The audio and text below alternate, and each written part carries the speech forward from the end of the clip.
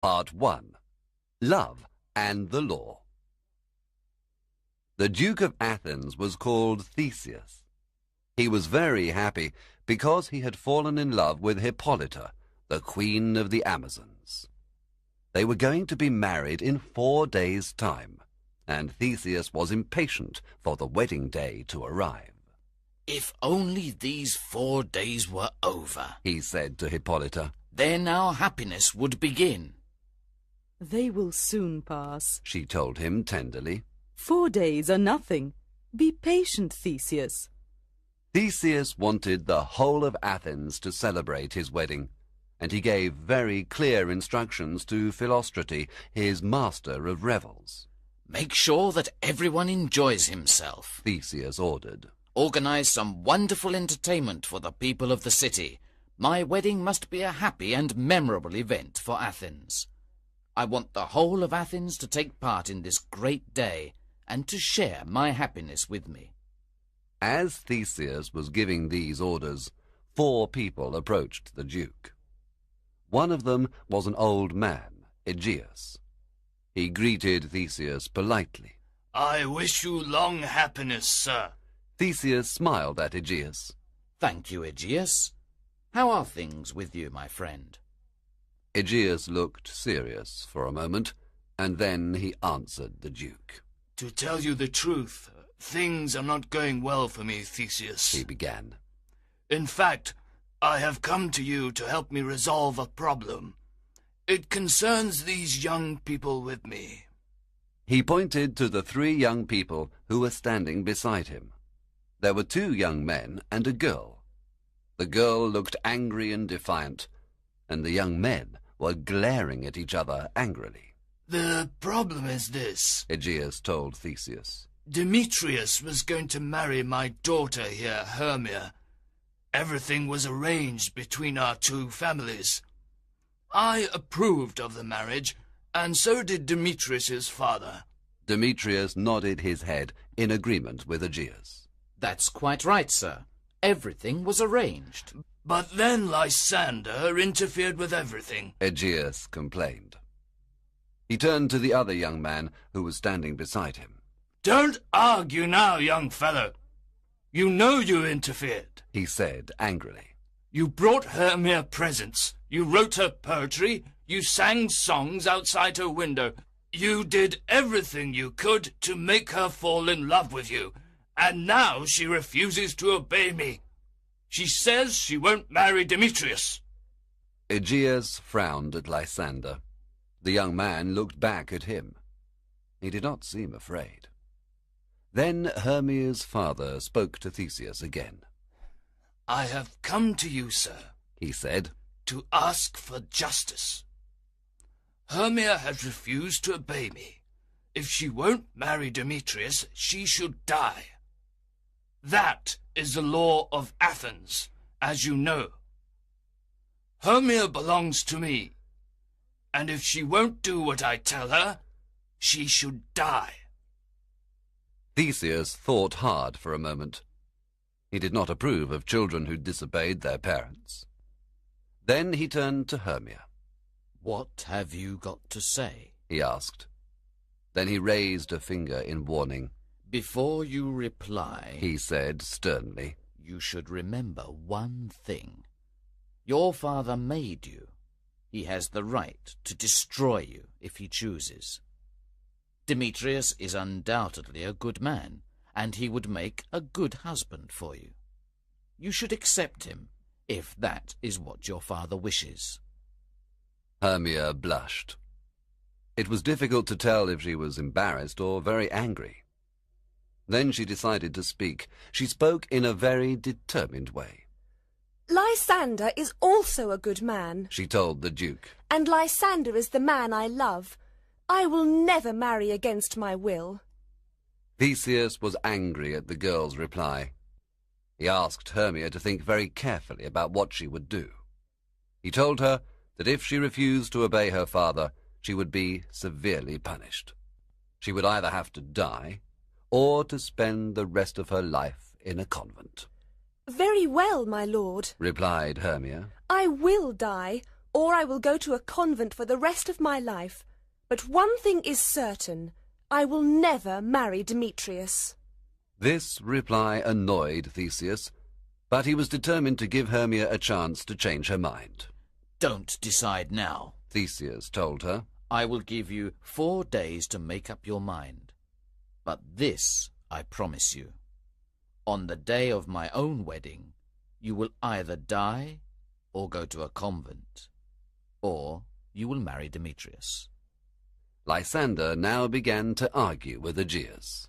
Why are you so opposed to my love for Hermia? He wanted to know. I am as good a man as Demetrius. I come from a noble family as he does. I am rich as he is. I love your daughter. Why don't you allow us to marry? Besides, Demetrius used to be in love with Helena. He made her fall in love with him. He broke her heart. He should marry Helena, not Hermia. Demetrius looked angrily at Lysander. It was true that he had been in love with Helena, and that he had treated her very badly. He knew it, and he was ashamed of his past behaviour. But now he was in love with Hermia, and he was determined to marry her. Enough, Theseus said to Lysander. I have given my judgment. Hermia has 4 days to think about the matter. Aegeus thanked Theseus for his judgment in the case. He was sure that Hermia would choose to marry Demetrius rather than face the penalty of disobedience. And now, my old friend, said Theseus to Aegeus, I want to speak to you and Demetrius privately. With pleasure, sir, Aegeus said. Certainly, sir. Demetrius said. Come with me and we'll discuss this matter together, Theseus commanded. Theseus, Aegeus, and Demetrius went off together, leaving Hermia and Lysander alone. They were very sad at the punishment that faced Hermia, and they thought that Theseus was unjust. They did not know what to do. Then Lysander had an idea. He had an aunt who lived some distance away from Athens. They could go there and marry. The law of Athens could not touch them there. If you really love me, he told Hermia, you'll run away with me. I'll wait for you tomorrow night in the wood near Athens. Then we'll go to my aunt's house. What do you think of the plan? Hermia promised that she would meet Lysander in the wood. As the lovers were making their plan to escape from Athens, they were joined by Helena. Helena was very unhappy because she loved Demetrius. Why does Demetrius love you? She asked Hermia with a sigh. What have you done to make him fall in love with you when he loved me before? Hermia smiled at her friend. I'll tell you what I do, she said. I ignore him, but he still loves me. I am rude to him, but he still loves me. The more I hate him, the more he loves me. Then Hermia told Helena what Theseus had said to her. Helena felt very sorry that her friend was in danger of such a severe punishment. Lysander and I are going to run away from Athens, Hermia explained to her friend. Helena thought about the lovers' plan to escape to the wood. Then she made a plan of her own. I'll tell Demetrius what Lysander and Hermia are going to do, she decided. He's sure to follow Hermia into the wood. Perhaps he'll thank me for bringing him the news. Part 2. Acting for the Duke. Everyone in Athens knew that Theseus was going to be married to Hippolyta. Many people were wondering how they could celebrate the event in a way that would please the Duke. Everyone wanted to honour the Duke by organising a special entertainment for him and his bride.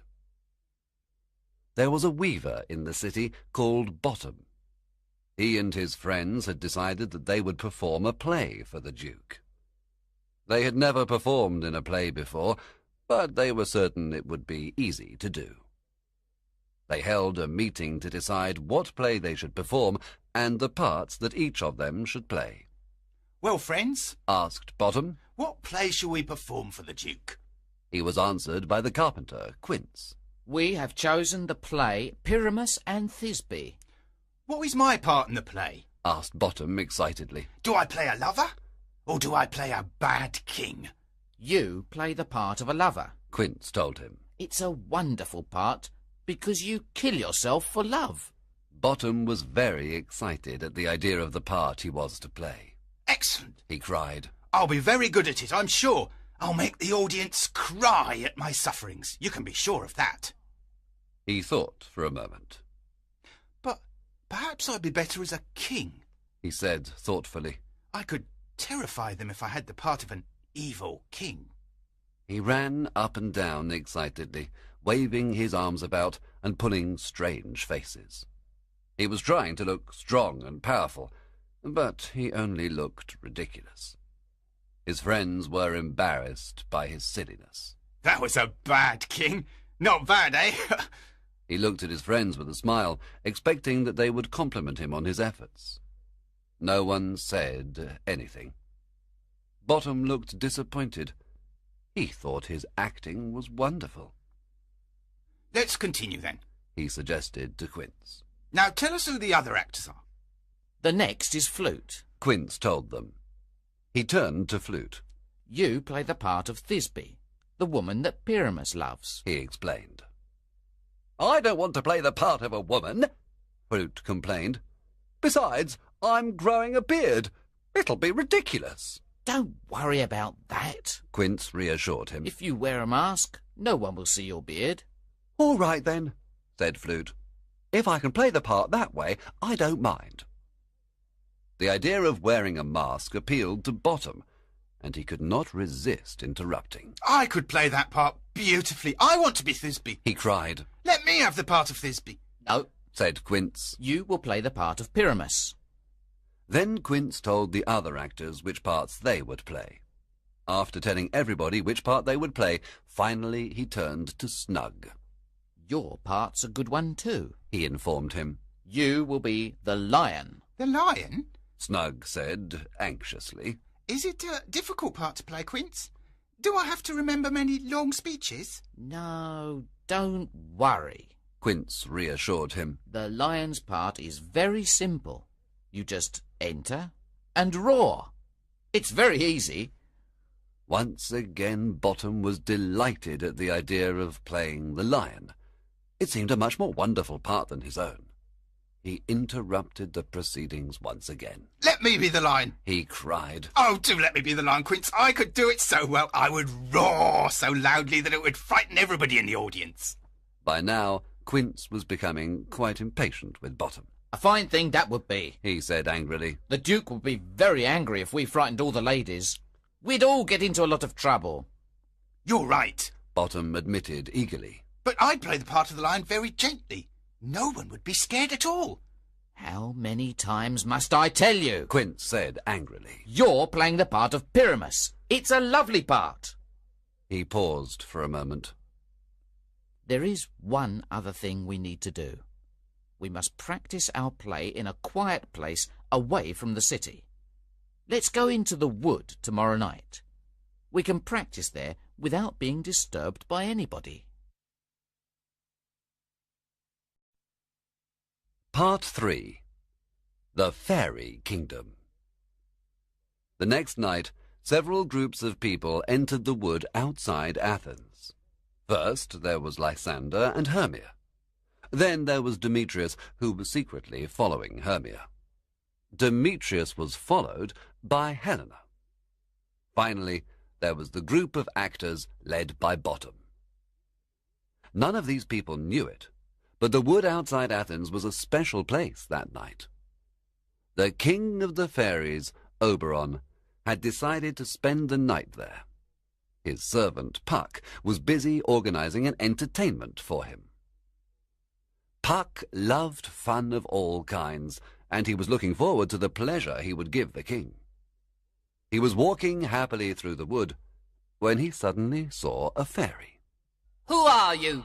He asked. You're not one of the king's fairies, are you? No, I'm not. The fairy replied proudly. I serve the Queen Titania. The queen? Puck cried in surprise. Do you mean that the Queen is also here tonight? Certainly she is. the fairy told him. The Queen and her retinue will be here shortly. This was not good news for Puck. Oberon and Titania had quarrelled very badly. The Queen had taken a new servant boy and refused to give him to the king. The king was offended by her behaviour. They were avoiding each other and hardly spoke when they met. We must keep them apart. Puck thought. It will be a disaster if they see each other, because they'll just squabble again. The king and the queen must not meet. But it was too late, for the next moment Oberon and his servants appeared from one direction, and Titania and her servants appeared from another. When they saw each other, the king and queen stopped and stared. There was an awkward silence in the wood. Puck did not know what to do. Suddenly Titania made a sign to her servants. I won't speak to him, She announced. I will never speak to him again. Oberon heard what the queen said, and it made him angry. I am your king, Titania. Remember that, he commanded in a stern voice. You are my king, it's true, Titania replied. but you have been unfaithful to me. I know you were in love with Hippolyta. And I know you were in love with Theseus, Oberon told her. That is nonsense. Titania said. It's an invention of your jealousy. She sighed very deeply. Our quarrel is a terrible thing, Oberon. She complained. It has disturbed the weather throughout the whole world. Everywhere men are suffering because of our quarrel. Bring the quarrel to an end, then, Oberon said. Give me the servant boy, and our quarrel is finished. Never, replied the queen. The boy is mine, and he will stay with me. Saying this, the queen turned her back on Oberon and walked away. Oberon was more angry than ever with Titania now, and he decided to play a trick on her. He knew where there was a magical flower that had the power to make people fall in love. He ordered Puck to look for the flower and to bring it to him. I'll wait until Titania is asleep tonight, Oberon thought. Then I'll squeeze a little of the juice from the flower into her eyes. When she awakes, she'll fall in love with the first person she sees. That will punish her for her pride and arrogance. He smiled with amusement at the trick. Now he felt more cheerful. Just then, Demetrius and Helena came into that part of the wood. They were quarrelling loudly. Oberon quickly made himself invisible so that he could listen to them.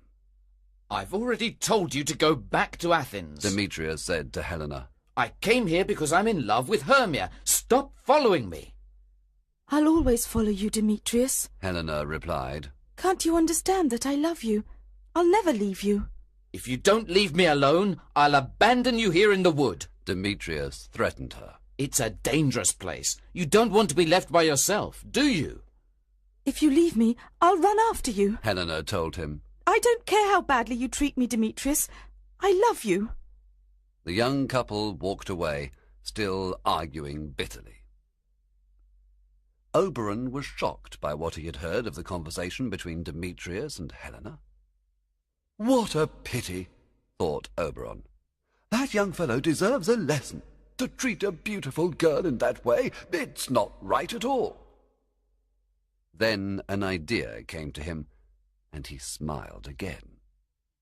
I know what I'll do, he thought. I'll make the boy fall in love with her. He'll learn what it is to suffer for love. When Puck returned, he was carrying the magical flower with him. He gave the flower to Oberon. Come with me, Oberon ordered. I know the place where Titania sleeps. Let's go and find her. Oberon and Puck walked very quietly through the forest until they found Titania. The queen of the fairies was fast asleep. Oberon crept forward and gazed down on her. Titania was very beautiful. Oberon poured a little of the juice from the flower into the Queen's eyes. "There," he whispered triumphantly to Puck. "When she wakes, she'll fall in love with the first thing she sees. I hope it's something really ugly and horrible. That'll teach her to be more respectful to me in the future." Oberon and Puck left the Queen sleeping peacefully. Then Oberon told Puck about the young couple in the wood, and how cruelly the boy had behaved towards the girl. "Take a little of this magic juice, Puck," the king ordered. "Go through the wood until you find them. As soon as they're asleep, pour a little of the juice into the young man's eyes. When he wakes, he'll be in love with the girl." Puck liked the king's plan, and went off happily to search for the boy and girl.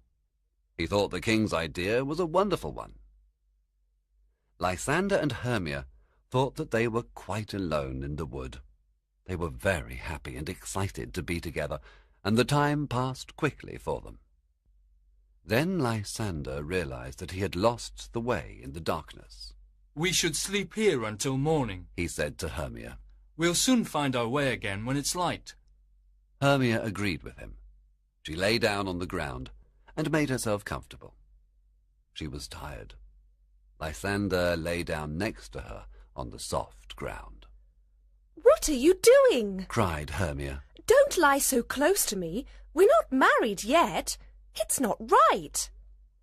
Lysander was disappointed, but he got up and moved a little way away. Then he too lay down on the soft earth. The lovers had had a long and exciting day, and they were soon asleep.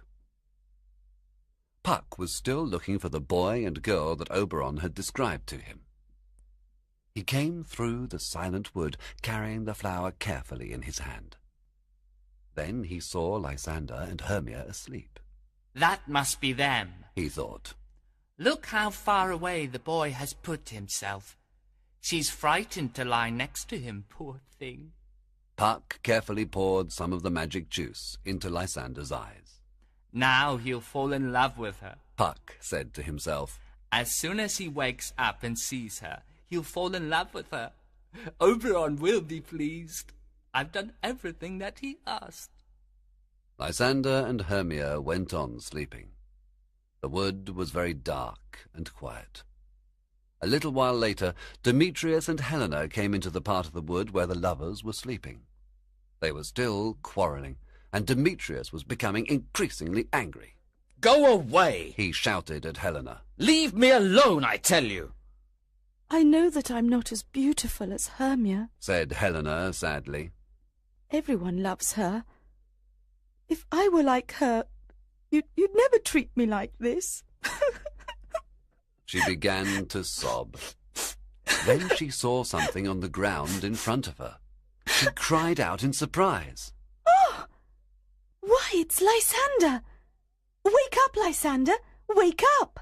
Lysander woke up out of his sleep and looked at Helena. The flower worked its magic, and he fell in love immediately.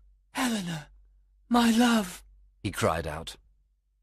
Helena did not believe that Lysander was sincere in what he was saying. She knew that Lysander and Hermia were very much in love. She imagined that he was making fun of her because of her love for Demetrius. "It's very cruel of you to make fun of me," Helena complained. "Why do you mock me with this silly game?" She turned away from Lysander and walked off into the wood. "Wait! Helena, wait for me!" cried Lysander. He got up quickly and chased after Helena. Part 4. The Donkey and the Queen. Bottom and his friends had met in another part of the wood, and they were busy with the rehearsal for their play. Their rehearsal was not going smoothly, however, and they had some problems to resolve. "Friends," said Bottom, "there are some things in this play that I don't like. I don't like them at all. For instance," he went on, "Pyramus has to kill himself with a sword. I think the ladies in the audience will be frightened if he does that." You're right, agreed Snout. We can't frighten the ladies. Why don't we get rid of that part? We don't have to do that. Bottom argued. Why don't we add a prologue to the play? We could explain that Pyramus isn't really killed at all. And we could also say that I'm not really Pyramus, that I'm really Bottom. Then the ladies wouldn't be frightened. What do you think? I think you're right. Quince told him. We'll put in a prologue to explain that part of the play. What about the lion? Asked Snout. Won't the ladies be frightened of the lion as well?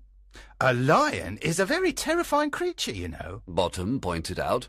Let's have a second prologue, Snout suggested. We can explain that it isn't a real lion at all. Yes, said Bottom. And when you play the part, he said to Snug, you should show your real face. And then you could speak in your own voice. You could say, ladies, don't be frightened. I'm really Snug. I'm not a lion at all. Then they wouldn't be scared. I agree, said Quince. We don't want to frighten the ladies. That would be a terrible thing. But there's something else that worries me. What about the moon? It says that Pyramus and Thisbe meet in the moonlight. How are we going to put moonlight into the play? We need an almanac, cried Bottom. Get an almanac, he cried excitedly. Quince opened the almanac at the date of Theseus's wedding. He read the details carefully. It's all right, he told them. There is a good moon that night. Then it's easy, Bottom said. We leave a window open in the room where we're playing. Everyone will see the moonlight. Or one of us could carry a lantern, Quince suggested. He could explain that he represents the moon. The actors were happy. They thought they were solving all their difficulties very cleverly. But what about the wall? Quince asked. It says in the play that Pyramus and Thisbe talk to each other through a hole in the wall. How are we going to show the wall? Everybody looked thoughtful for a moment, and then Bottom spoke again. One of us must represent the wall, he said. He can carry a brick to show what he is. Good. That's settled then, said Quince. Let's begin, shall we? You go over there, Bottom, and when I call you, you come on the stage. All right, everybody? Everybody said they were ready, and Bottom went a little distance away. Puck had heard the voices of Bottom and his friends, and he had hidden behind a tree to see what they were doing. At first he did not understand what Bottom and his friends were doing. Their behaviour was very strange. Then he realized what they were doing. They must be actors, he said to himself. Of course they are. But they're surely the worst actors in the world. I think I'll play a trick on them. He saw that Bottom was out of sight of his friends, and he used his magic to change Bottom's head into the head of a donkey. Bottom felt nothing, so he did not notice the trick that had been played on him. The other actors were now ready to begin. Bottom! cried Quince. Where are you, Bottom? You're supposed to be on stage now. Bottom stepped forward, ready to speak his lines. If you loved me, Thisbe, he began. Run! cried the actors. There's a monster! Run away, everybody! Bottom could not understand why the actors had run away. What's the matter with them? He wondered. Where have they gone? He waited for them to return, but no one came back. Now I understand, Bottom thought. They want to frighten me. That's all it is. Well, I won't be frightened. I'll stay here. I'm not scared. Bottom began to walk up and down and to sing one of his favourite songs. He sang very loudly. The owl cock so black of hue, with orange tawny bill, the throstle with his note so true, the wren with little quill. His singing woke Titania. She looked at Bottom, and the magic flower worked on her immediately. The fact that he now had a donkey's head made no difference at all. She fell in love with him straight away. Your singing is wonderful, sir, she told him. And you are beautiful as well. I'm in love with you, she confessed. She called all her servants and told them that she was in love with with Bottom. She ordered them to take very good care of him and to do exactly what he wanted. Part 5. Lovers' Quarrels. Puck was thrilled with the results of his trick on Bottom, and he ran off to find Oberon. He wanted to tell him everything that had happened. "So you gave Bottom a donkey's head," Oberon laughed. "Then what happened?" Bottom's friends ran away when they saw him, Puck explained. and Bottom was left alone in the wood. He started singing, and the noise he made woke Titania. As soon as she woke up, she saw him, and she fell in love with him," cried Oberon with pleasure. "An idiot with a donkey's head. That is a good joke, Puck. That'll teach Titania to be so horrible to me. Well done indeed." Puck smiled happily at Oberon. He was pleased with himself. "And the boy from Athens?" asked Oberon. "Did you find him as I told you, and put the magic juice into his eyes?" Yes, said Puck. I found him and the girl. He'll fall in love with her as soon as he wakes up. Just at that moment, Demetrius and Hermia came into sight. Oberon and Puck both saw them. "That's strange," commented Oberon. "It's the same boy, all right, but I've never seen that girl before." Puck was confused as well. It is strange, he said. "That's the same girl, but I don't know who the boy is.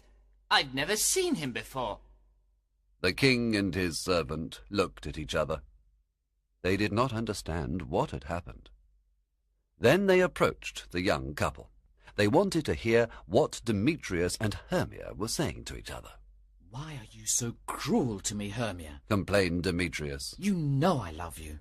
Love me? Hermia replied angrily. I don't care if you do love me. I want to know where Lysander is. When I woke up, he was gone. I was alone in the wood. Tell me the truth, Demetrius. Have you killed the man I love? "No, I haven't killed him," Demetrius said. "I don't know where he is, and I don't care where he is. But I certainly haven't killed him, Hermia." Then where can he be? Hermia cried desperately. I can't understand what's happened to him. Help me find him, Demetrius. Please help me find him. "And if I do help you," Demetrius asked, "what will you do for me, Hermia? Remember that I love you." Hermia was very angry with Demetrius now. Leave me alone, she cried. Can't you understand that I hate you, Demetrius? Just leave me alone. Hermia ran away through the wood. "There's no point in following her now," Demetrius thought. "It wouldn't do any good to speak to her just now. I'll rest here a while, and then I'll look for her when she's calmer. Perhaps she'll listen to me then." He lay down on the ground, and in a few minutes he fell asleep. Oberon and Puck were surprised by what they had heard. Neither of them spoke. Then Oberon pointed angrily at his servant. "Now look what you've done," he said. "You put the magic juice into the wrong man's eyes, Puck. I wanted you to make Helena happy, but you haven't done that at all. Go and find her, use your magic to bring her here, and I'll make sure that Demetrius falls in love with her. Go quickly, Puck. There isn't much time before morning." Puck flew through the wood in search of Helena. He was soon back at the king's side. Oberon could see that Puck was trying hard not to laugh. "What is it now?" demanded the king. "What's so funny?" "She's coming. Helena's coming," Puck announced. "But there's someone with her, Oberon." Now Puck began to laugh. "I did make a mistake with the magic juice. Now this other boy's terribly in love with her. Let's listen to what they say, shall we?" Once again Oberon and his servant watched quietly. Soon they could hear every word of the conversation between Helena and Lysander. Why do you think I'm making fun of you, Helena? Lysander asked miserably. I tell you I love you. What about all your promises to Hermia? Helena asked him angrily. What happened to them, Lysander? It's true. Lysander said. I thought I loved Hermia once. Now she means nothing to me. It's you I love, Helena, only you. I don't believe you, Lysander. Helena told him. You're playing some unkind game, and I think it's wrong of you. Helena and Lysander were walking near the place where Demetrius was sleeping, and the noise of their talking woke him up. Oberon had worked his magic on Demetrius, so that when he saw Helena, the young man fell in love with her immediately. Helena! He cried. My love, Helena! This was too much for Helena. She thought that Demetrius and Lysander were being cruel to her. She was very offended with them. Stop it! Both of you! Just stop this game! Helena shouted at Demetrius and Lysander. I don't know why you've decided to be so cruel to me, but stop it, please! Hermia appeared at this moment. She had been looking for Lysander everywhere, and she was very happy to see him alive and well. Lysander, I've been looking everywhere for you. Why did you leave me like that? She asked. Why shouldn't I leave you? Lysander replied coldly. Love made me leave you. Hermia was astonished. Love made you leave me? She repeated slowly. What do you mean? Aren't I the girl you love, Lysander? You? Lysander mocked her. I love Helena, not you. Hermia could not believe what she was hearing. It can't be true, she whispered. It can't be true. Last night you loved me, and now you say everything is changed, and you love Helena? Helena interrupted the conversation between Lysander and Hermia. Now she was convinced that all of her 3 friends had joined together to mock her, and she was angry and offended. I would never have thought it of you, Hermia, she said. What made you turn against me and make fun of me like this? We've always been such good friends. Why are you treating me so badly? I don't understand you, Hermia told her. What do you mean, Helena? You know very well that Demetrius and Lysander are both in love with you, Helena said. Why have you made them both pretend to be in love with me? What kind of cruel game are you playing? I still don't know what you're talking about, Hermia replied. That's right. Make fun of me, all of you. Helena shouted. I know now that you all hate me. I won't stay here to be the victim of your cruel jokes. Then Lysander and Demetrius began to argue with each other. You ran away from Athens with Hermia, Demetrius said. Stay with her. I love Helena. You wanted to marry Hermia, Lysander said. There she is. Take her and be happy. I love Helena now. They looked at each other fiercely, and Lysander reached for his sword. Demetrius then reached for his sword as well. The 2 young men wanted to kill each other. Stop it! Stop it, both of you! Hermia shouted. She ran to Lysander and held onto his arm. Lysander was now furious with Hermia as well as Demetrius. Don't touch me! Get away from me! I hate you! Hate me? How can you say that you hate me, Lysander? Get away, I tell you! Lysander repeated, and he pushed Hermia angrily. Then it's true? She asked him. It's really true that you don't love me anymore, Lysander? And you're in love with Helena? Yes, it's true, Lysander said. Now leave me alone. Hermia turned to Helena. She was very pale and angry. You! She cried. I thought you were my friend, but you've stolen Lysander from me. I hate you! Oberon knew that the 4 young people would soon begin fighting, and he decided to interfere. We must use some more magic, Puck, he said. If we don't do something, they'll really hurt each other. He thought for a moment. Then he gave his orders. He told Puck to make the wood very dark and to put a thick mist everywhere. Then he told his servant to go to Lysander and Demetrius in turn. "They won't be able to see anything in the mist," he said. "When you go to Lysander, pretend to be Demetrius. Tell Lysander that you want to fight him. He'll follow you. Then go to Demetrius and pretend to be Lysander. Tell him the same thing and make him follow you in a different direction. You can keep them apart that way." Oberon told Puck to make the young men chase after him until they became tired and fell asleep. "Once they're asleep," he said, "I'll use the magic juice to put things right. I'll make Lysander fall in love with Hermia again. When they all wake up, they'll remember what happened here as if it had all been a dream. While they're all sleeping, I'll go to Titania and make peace with her." Puck carried out Oberon's orders very carefully. He prevented Demetrius and Lysander from fighting, and soon all the young people were safely asleep in the wood.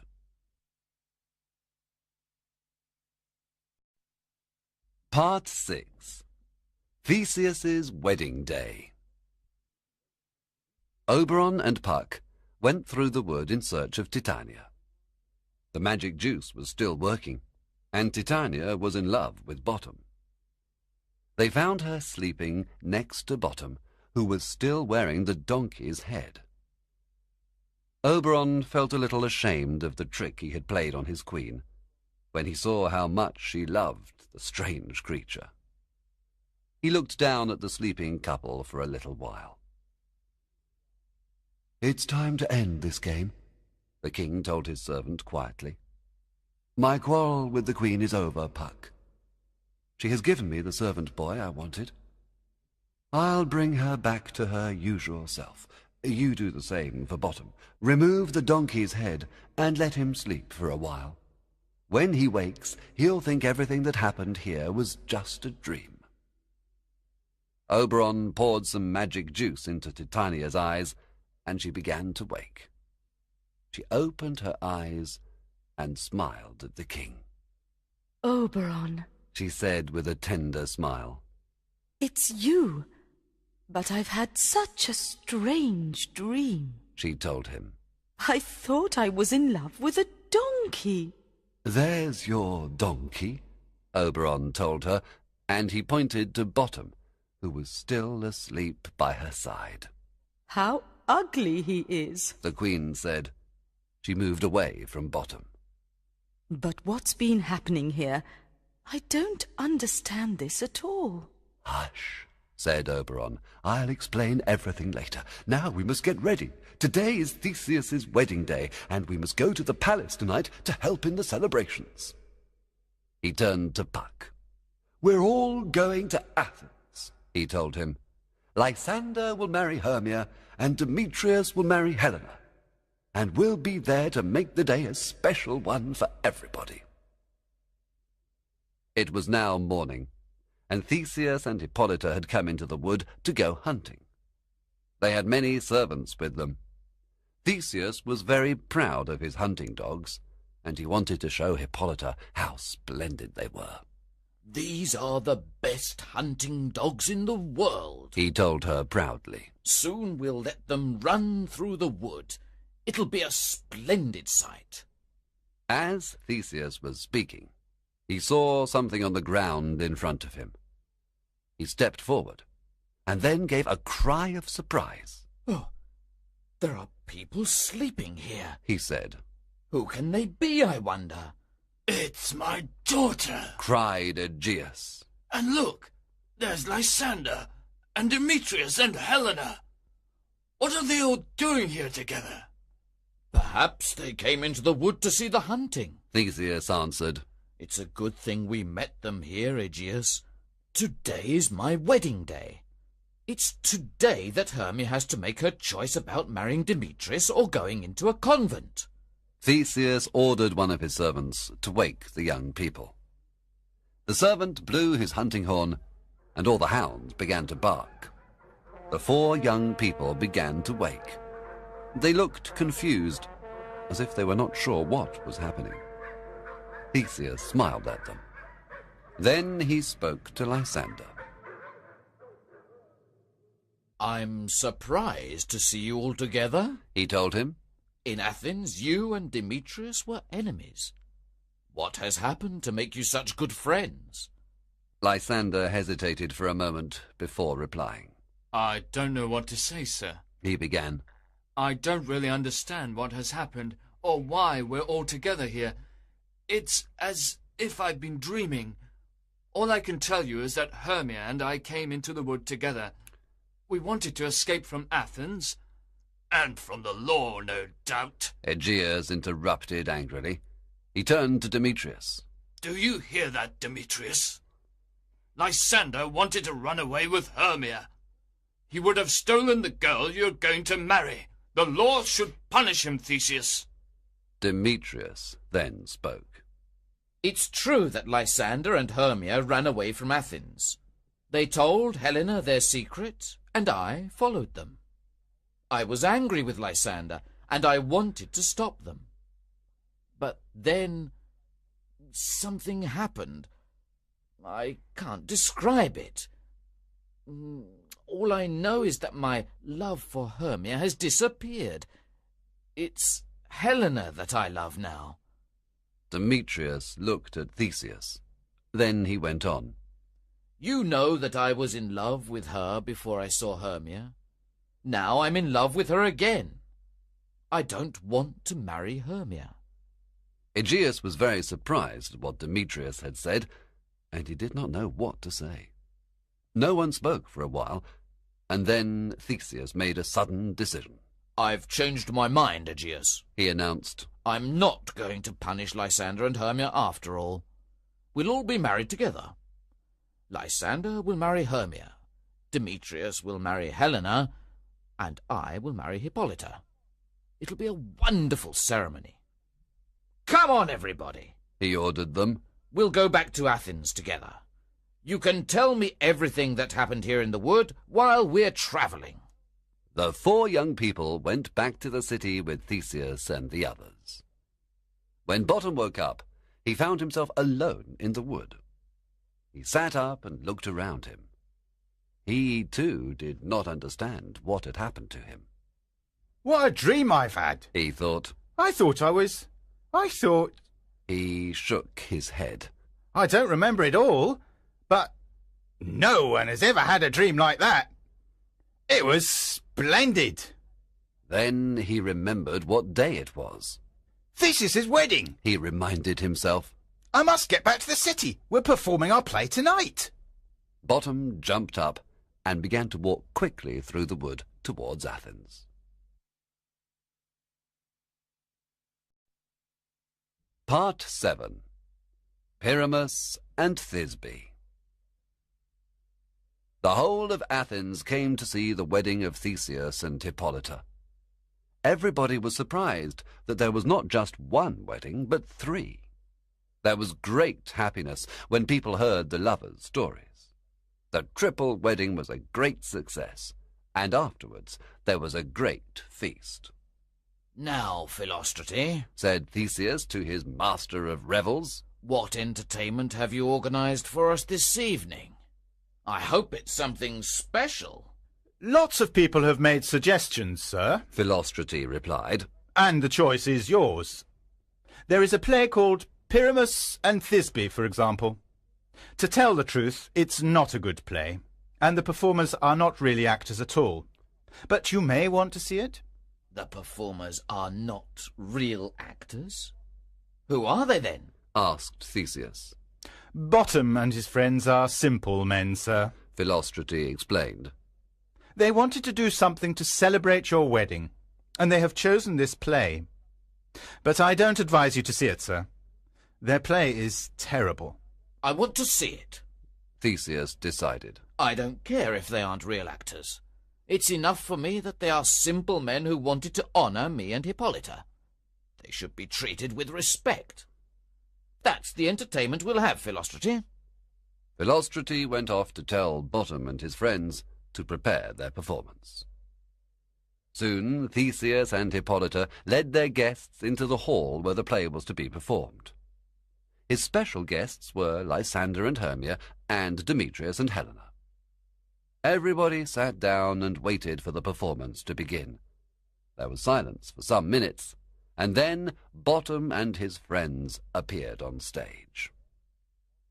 Bottom was dressed as Pyramus, Flute as Thisbe, Snout as Wall, Starveling as Moonshine, and Snug as Lion. They all bowed politely to the audience, and then Bottom began to speak the prologue that he and his friends had rehearsed in the wood. He faced the audience solemnly and said, "This is our play. I am Pyramus. I am the hero of the play." He paused, and then pointed at Flute. "This beautiful girl is Thisbe." Some people in the audience began to laugh at this, because they could clearly see Flute's beard through the mask he was wearing. Theseus looked sternly at the people who were laughing, however, and the audience was quiet once more.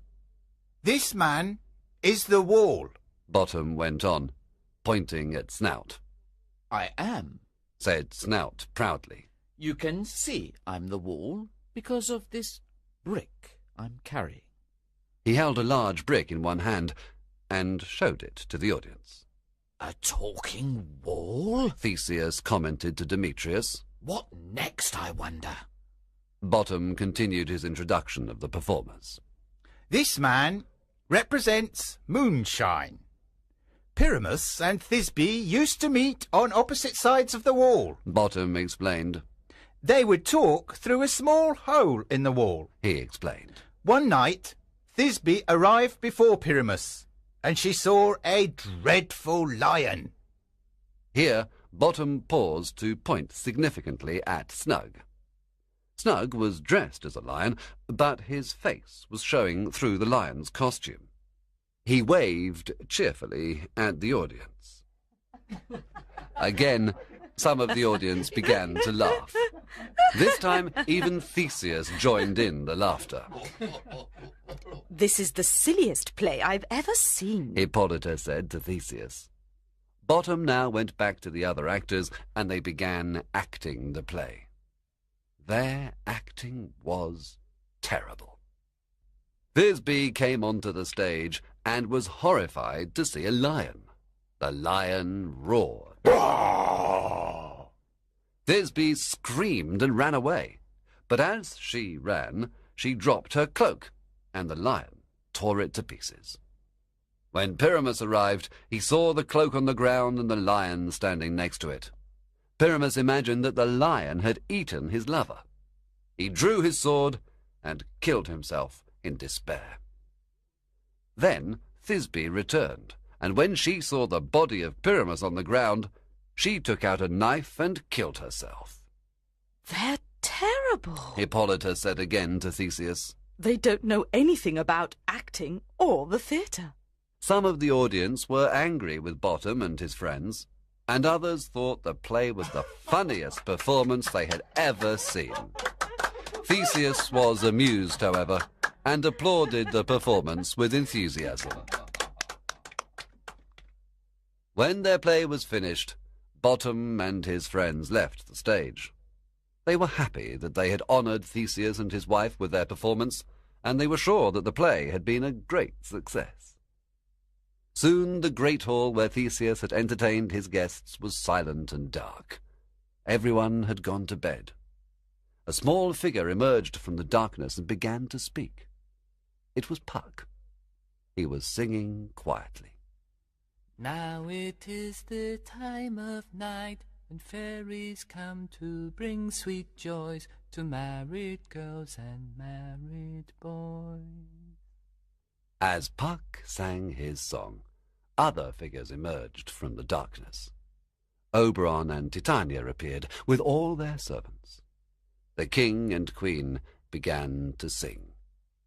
We wish the couples married here happiness for many a year. Fairies make a magic sign so all the children will be fine.